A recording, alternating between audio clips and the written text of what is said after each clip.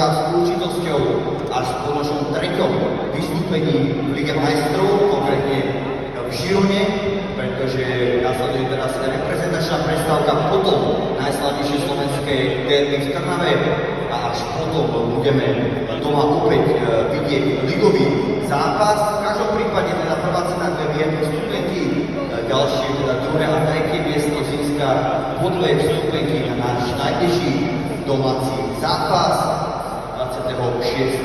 oktobra. Sme mali privítať Komárno. Vidíme, že 120 z vás sa už prihlásilo. Tradične nás bude čakať 5 súťažných otázok so 4 možnosťami a jednou správnou odpoveďou.